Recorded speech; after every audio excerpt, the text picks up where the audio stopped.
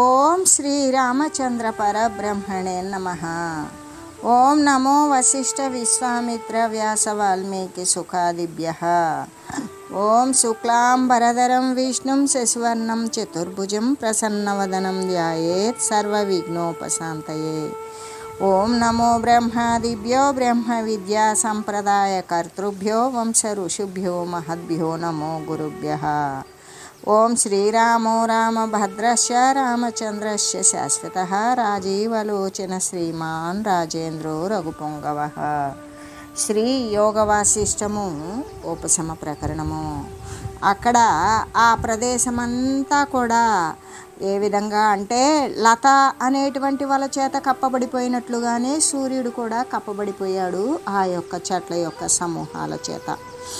ఆ రత్నకిరణాల చేత ప్రకాశవంతమై ప్రవహిస్తూ ఉన్న ఆ జంబూ ఫల రసము చేత మొత్తము నిండిపోయి స్వర్గలోకంలాగానే ఆనందాన్ని ఇచ్చేటువంటి ఆ పర్వతం యొక్క ఉత్తర భాగమున ఉత్తర శిఖరమునందు బ్రహ్మలోక సదృశమును స్వర్గములాగానే ఉన్నటువంటి సుందరమును కైలాసముతో సమానమైనది ధనధాన్య ప్రపూర్ణమును కూడా సిద్ధుల యొక్క శ్రమాపహారమును వాళ్ళ యొక్క ఎవరైతే సిద్ధ పురుషులు ఉన్నారో వారి యొక్క శ్రమను హరించేటువంటిదిగా విశాలమును అయినటువంటి అక్కడ ఒక అత్రి మహాముని యొక్క ఆశ్రమం ఉన్నది. ఆ ఆశ్రమంలో ఆ మహత్తరమైనటువంటి ఆశ్రమమునందు విద్వాంసులు ఉన్నారు. ఆకాశ మార్గమున ఉన్నటువంటి శుక్రుడు బృహస్పతి లాగానే వెలుగొందుతూ ఉండేటువంటి వారు ఇరువురు ఉన్నారు. ఆ ఇరువురు కూడా తపస్వీకులే, తాపసులు, తపస్సు చేసుకుంటూ అక్కడే వసిస్తూ ఉన్నారు. ఆ తర్వాత ఒకే ఆశ్రమమునందు వారిద్దరూ కూడా నివసిస్తూ ఉన్నటువంటి తాపసులిద్దరకు కూడా కమలద్వయంబుల అంటే రెండు పద్మాలు ఉత్పన్నమైనవా అన్నట్లుగానే ఆ ఇద్దరికీ కూడా ఆ కమలద్వయము యొక్క అంకురములాగానే ఇద్దరు పుత్రులు పుట్టారు. వారు లతా పల్లవములు కనుక అంటే మొక్క యొక్క చిగురులు వృద్ధి చెందినట్లుగానే వారిద్దరి పేర్లు కూడా విలాసుడు భాసుడు అనే పేర్లతోటి ఆ ఇరువురు పుత్రులు కూడా తమ తమ తండ్రుల యొక్క నివాసముల యందే వృద్ధి పొందుతూ ఉన్నారు. అయితే వారిద్దరూ ఎట్లా ఉంటున్నారు అంటే తిల తైలాల వలె ఉంటూ ఉన్నారు. ఏ విధంగా నువ్వులు నూనె వేరు కాకుండా ఒక్కటే అయినట్లుగానే ఆ విధంగా ఉంటూ పుష్ప సుగంధాలలాగానే పుష్పము సుగంధము రెండుగా అయినా ఒక్కటే అయినట్లుగా ఆ ఇద్దరూ కూడా పరస్పరము ఒకరితో ఒకరు మంచి స్నేహితులై ప్రియమిత్రులై ఉంటూ ఉన్నారు భాసుడు విలాసుడు. ఆ ఇరువురు పుత్రులు కూడా ఎల్లవేళలా కలిసే పెరిగేవారు, కలిసే ప్రవర్తించేవారు. పుత్రుని పట్ల ఉండేటువంటి తల్లిదండ్రుల్లాగానే అంటే పుత్రుని పట్ల తల్లిదండ్రులకి ప్రేమ ఉంటుంది. అలాగే వీరిద్దరు కూడా పరస్పరం ఒకరితో ఒకరు వదలకుండా ఇద్దరు ఆనందంతో సంతోషంగా ఉండేవారు భాస విలాసులు. అంతేకాదు ఒకటే అయినా కూడా రెండు రూపములే పొందిందా అన్నంత ప్రేమగా ఉండేవారు. అంటే ఒకే ప్రాణం రెండు శరీరాలు అన్నట్లుగా ఉండేవారు. వారిద్దరి మనసులు కూడా సమంగా ఉండేవి. ఎప్పుడూ దేనిలో కూడా వ్యత్యాసం అనేది పైకి వచ్చేది కాదు. అయితే వారిద్దరూ కూడా పరమ సంతోషంతో ఉంటే వారి యొక్క ఆకృతి ఎలా ఉన్నది, ఇద్దరి ఆకృతి అంటే చూసేటువంటి వారికి మనోహరంగా వారి మనసును హరించేటంత అందమైన ఆకారాలను ధరించి, అంతేకాదు ఒక్క కమలమునందు ఉన్నటువంటి రెండు తుమ్మిదలలాగానే ఆ ముని ఆశ్రమమునందు వారు ఇరువురు కూడా పరస్పర ప్రేమతో ఉంటూ ఉన్నారు. అయితే వారు అట్లా కాలం గడిచిపోతుంది. కొద్ది కాలంలోనే వారు ఏం చేశారు, వారి యొక్క బాల్యావస్థ అనేది వదిలిపోయింది. బాల్యం పోగానే వారికి యవ్వనం అనేటువంటిది ఉదయించింది. ఆ యవ్వనావస్థలో వాళ్ళు ఎలా ఉన్నారు అంటే చంద్ర సూర్యుల్లాగానే ప్రకాశిస్తూ ఉన్నారు. ఆ తర్వాత వాళ్ళు యవనవంతులు వయసుకు రాగానే వారి తండ్రులకి మరి ముసలితనం వచ్చింది. వారు వార్ధక్యము చేత పీడితులై వారి ఇరువురి తండ్రులు కూడా గూటిని వదిలి ఎగిరే పక్షిలాగానే వారిద్దరూ శరీరాలు వదిలిపెట్టి కాలగమనంలో కలిసిపోయారు. శరీరాలను వదిలివేసి వారు స్వర్గానికి వెళ్ళిపోయారు. ఆ విధంగా తమ తండ్రులిద్దరూ మరణించిపోగా జలము నుండి పెరికివేయబడినటువంటి కమలములాగానే, అంటే నీటి నుండి బయటికి తీసిన పద్మం ఏ విధంగా వాడిపోతుందో అలాగే వారిద్దరూ కూడా సంతప్త శరీరులు, ఉత్సాహరహితులు, దేనముఖులు అయి ఉన్నారు.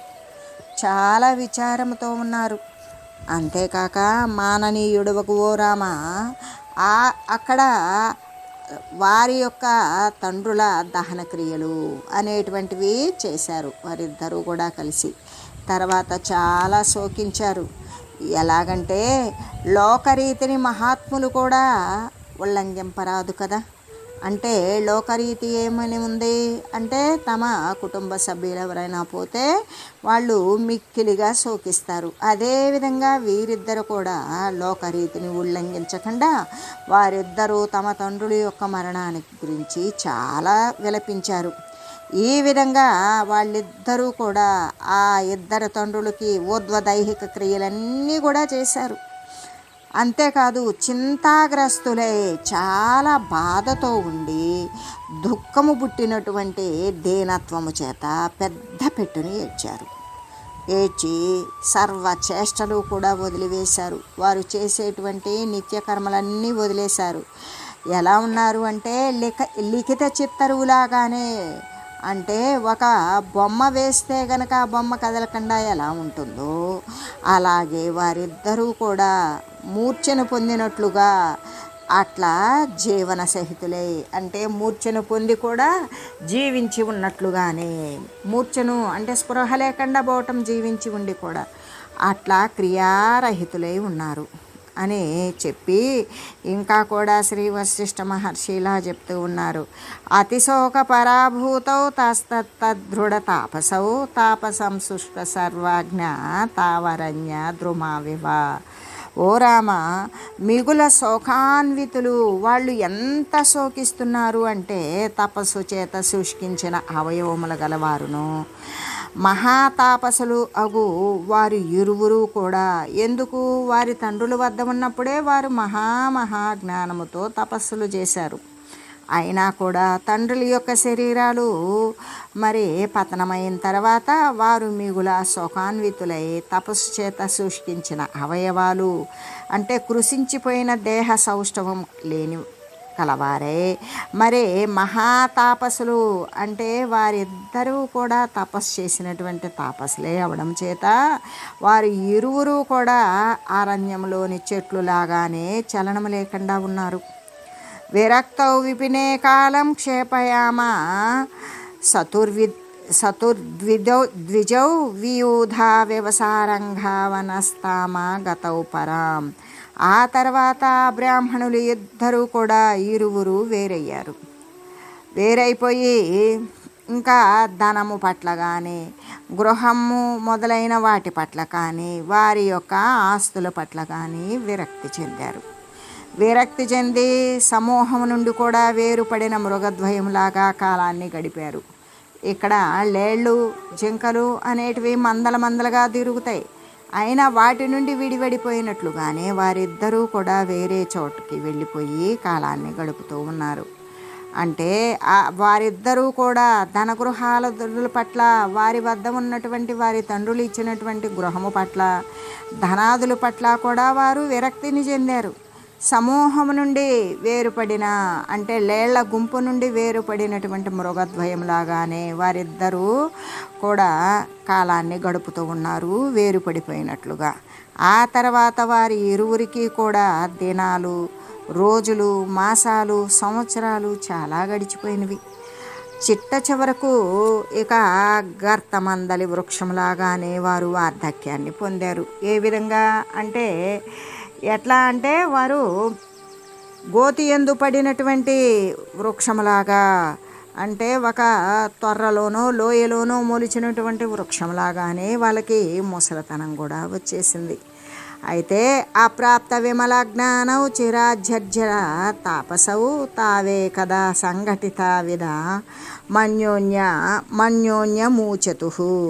విమలమైనటువంటి జ్ఞానము పొందనటువంటి ఆ వృద్ధ తపస్సులు ఇద్దరూ కూడా చాలా కాలం మరలా కలుసుకొని పరస్పరము కూడా ఇలా సంభాషించుకుంటూ ఉన్నారు. ఏ విధంగా అంటే వాళ్ళు ఎటువంటి మాలిన్యరహితమైనటువంటి జ్ఞానాన్ని వారు పొందలక ఏదో కొద్దిపాటి తండ్రులు ఉన్నప్పుడు మాత్రమే వారు తపస్సు చేసి దానినే అలా కొనసాగిస్తూ ఉన్నారు. కానీ మాలిన్యరహితమైనటువంటి శుద్ధ జ్ఞానాన్ని వాళ్ళు పొందకపోయేటప్పటికీ వారికి శరీరానికైతే కాలానుక్రమంగా వృద్ధత్వం వచ్చింది, ముసలితనం. ఆ వృద్ధ తపస్సులు ఇరువురు కూడా చాలా కాలంకి కలుసుకొని ఒకరితో ఒకరు ఈ విధంగా సంభాషించుకుంటూ ఉన్నారు.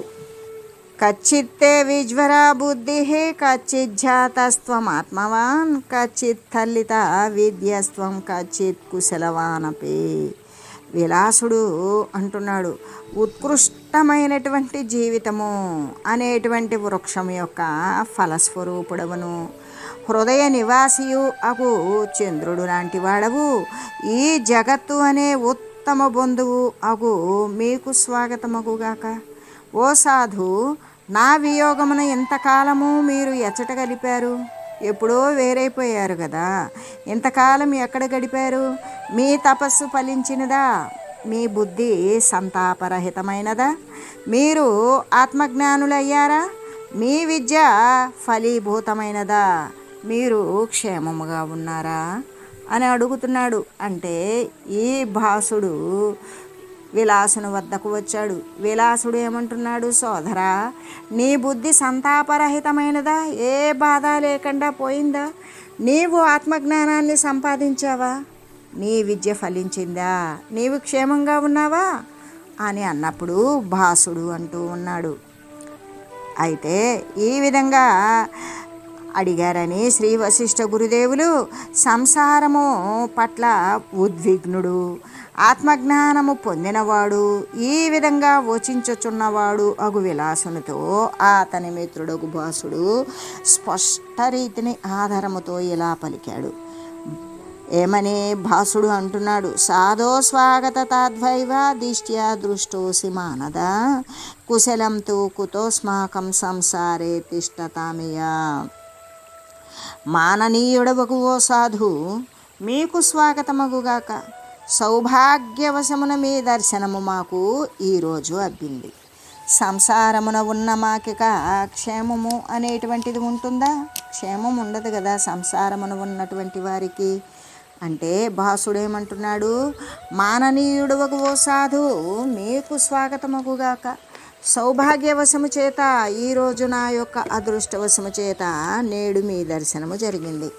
సంసారమును ఉన్నవానికి ఉన్నాను, ఆ ఉన్న నాకు క్షేమము అనేటువంటిది ఉంటుందా?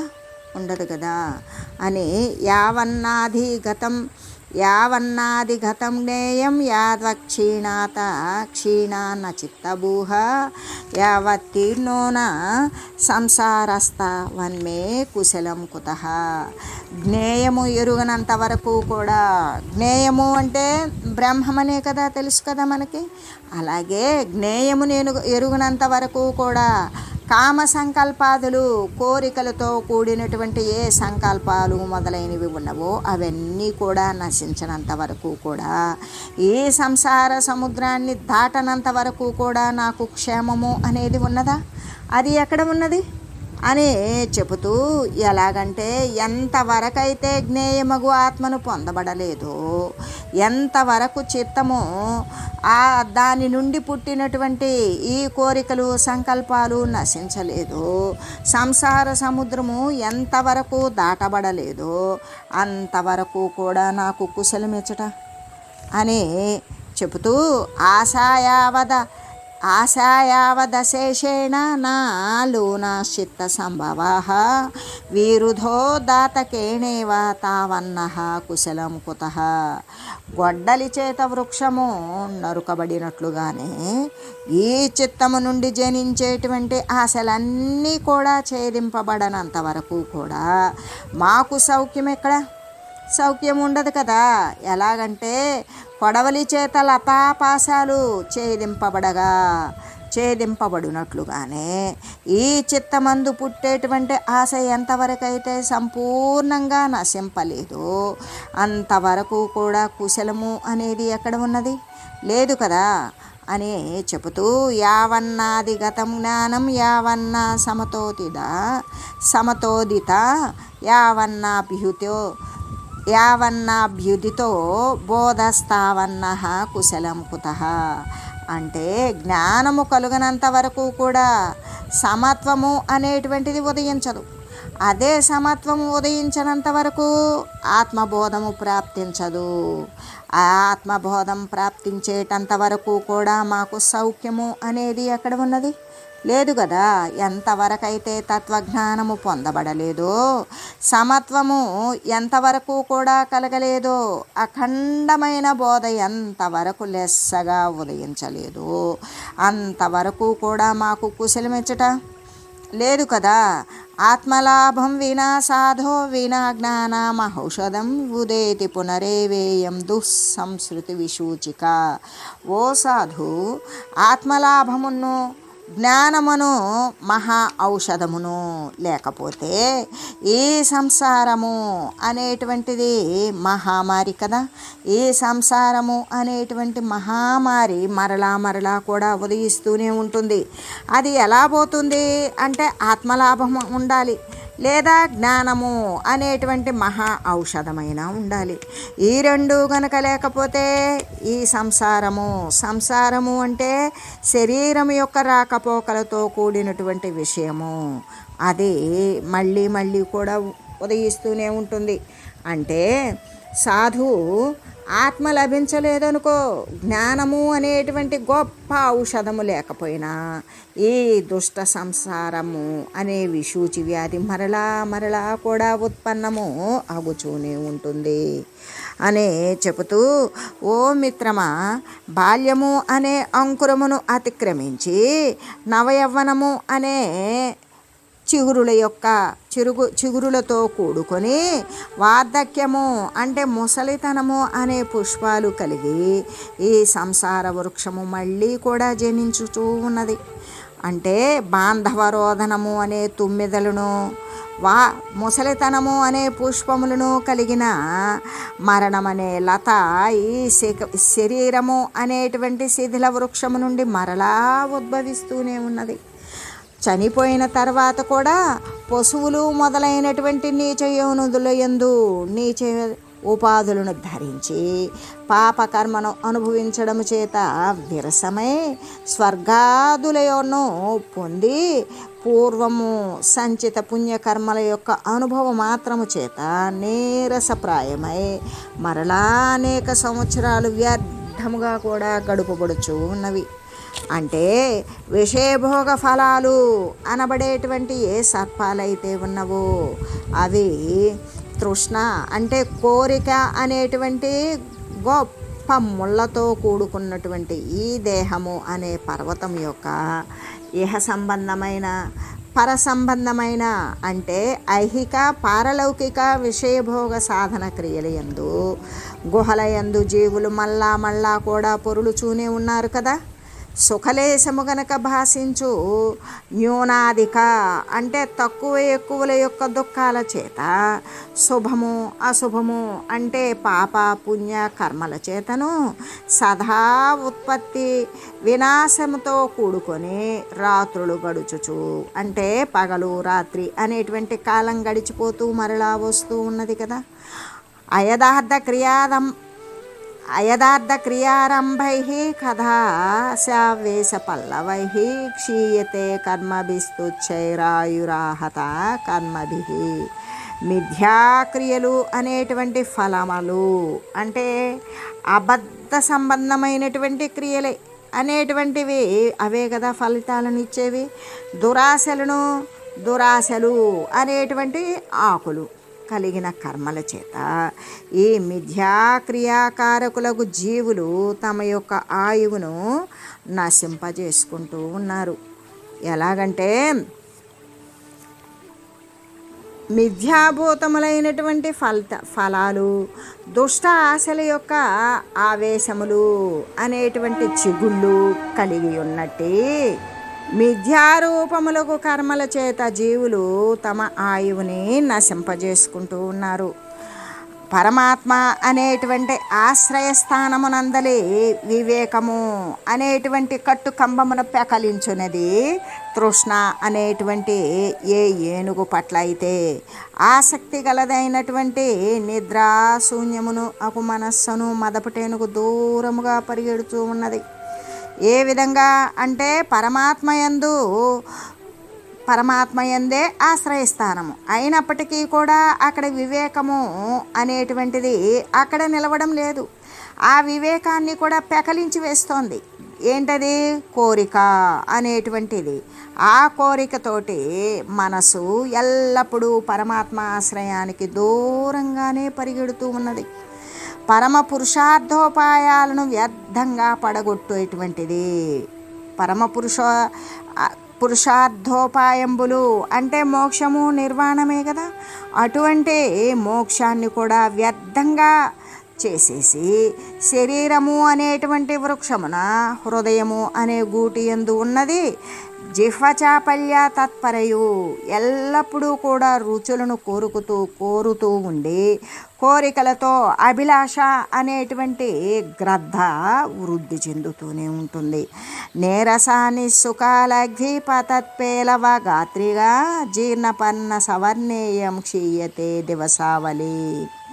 అంటే నిష్ఫలమైనటువంటి క్రియల చేత నీరసమును సుఖరహితమును అంటే అక్కడ క్రియలు ఎలాంటివి అంటే ఫలరహితమైన క్రియలు, నీరసమైన క్రియలు అంటే మిథ్యాజనితమైన క్రియల చేత సుఖము లేకుండా నీరసించి అల్పత్వముతో కూడుకొని శ్రమ మరి దుర్బలత్వము రోగాలు మొదలైనటువంటి క్షీణించేటువంటి ఆకులు కలిగినటువంటి ఈ దిన సమూహము అంటే ఈ దేహలత అనేది నశిస్తూనే ఉన్నది అని తెలియజేస్తూ మిథ్యాఫలముల చేత అబద్ధమైనటువంటి ఫలితాల చేత నీరసమై సుఖము నశించిపోయినది అయి అల్పమై శ్రమతో కూడి దుర్బలత్వముతో కూడాను రోగాదులు చేపడిపోవు ఈ తుచ్చ శరీరాలు కలిగినది అయి శిథిల పత్రమును పోలినది అయి ఉన్నట్టు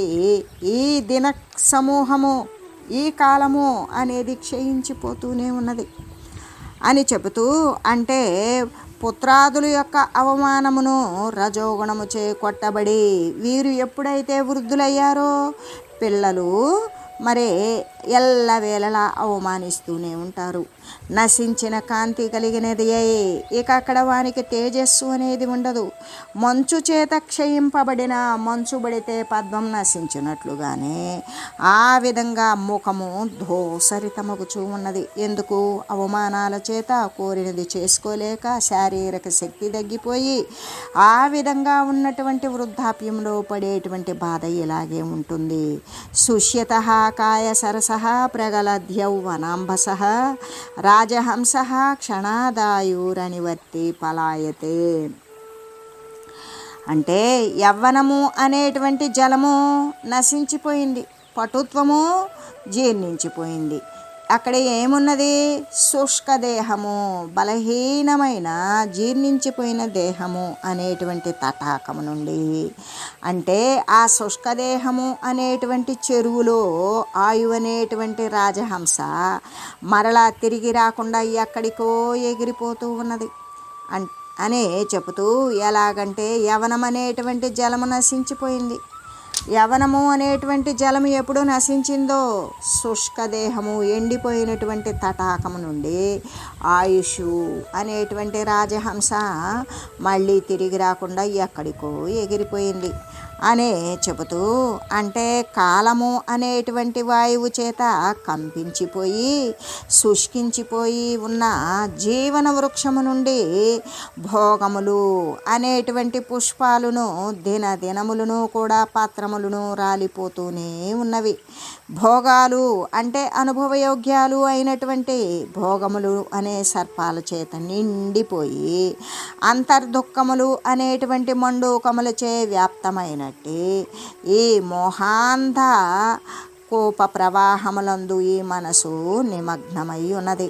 ఏ విధంగా సర్పాల చేత నిండిపోయి ఉన్నప్పుడు మండూకాల చేత వ్యాప్తమై ఉండడం వల్ల మండూకాలు సర్పాల నోటికి అందుతాయి కదా, అలాగే ఈ భోగాలు అనేటువంటివి నిండిపోయినవా అంతర్గతంగా వాని యొక్క దుఃఖాలు ఉండిపోతాయి. ఆ దుఃఖాలతో వ్యాప్తి చెందినటువంటి మోహాలతో ఈ మోహము అనే దానితో నిండిపోయినటువంటి మనసు ఎల్లవేళలా మోహమునందే నిమగ్నమవుతూ ఉంటుంది. పలు విధాలైనటువంటి అనురాగాల చేత నిండిపోయి చంచలమై నీచమై ఉన్న ఈ తృష్ణ అనేటువంటి కోరిక అనే దేవాలయం యొక్క అగ్రభాగమునందలే పతాకములాగానే పైకి ఎగుయుచూనే ఉన్నది. అస్య సంసారతంత్రస్య బృహత్కాలభి లాస్పద జీవితాసామయం తంతు మంతక కుర్నిక్రవృత్తి.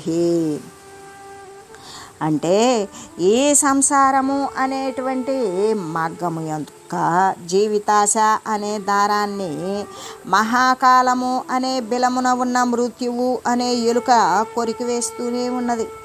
ఎలాగంటే సంసారము అనేటువంటి మగ్గం యొక్క జీవితాశ, అంటే ఆ మగ్గానికి జీవితాశ అనేటువంటి దారము మహాకాల బిలమునందున్నటువంటి మృత్యు అనేటువంటి ఎలుక ఎల్లవేళలా కొరికి వేస్తూనే ఉంటుంది.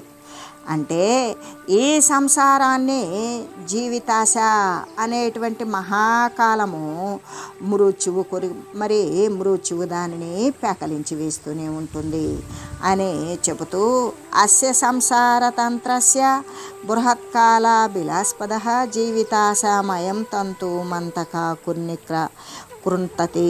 ఈ సంసారము అనేటువంటి దాని యందు ఈ యొక్క జీవితాశ అనే బిలములో ఏ విధంగా మహాకాలము అనేటువంటి ఉన్నది, ఆ మహాకాలము అనే దానిలో మృత్యువు ఎల్లవేళలా కూడా ఈ సంసారాన్ని పెరికి వేస్తూనే ఉంటుంది అని చెబుతూ, అంతేకాదు యవ్వనము ఉత్సాహతరంగ సహితమును ప్రవాహిత చంచల ఖడ్గ సమూహ సదృశముతో కూడుకొని కామము క్రోధము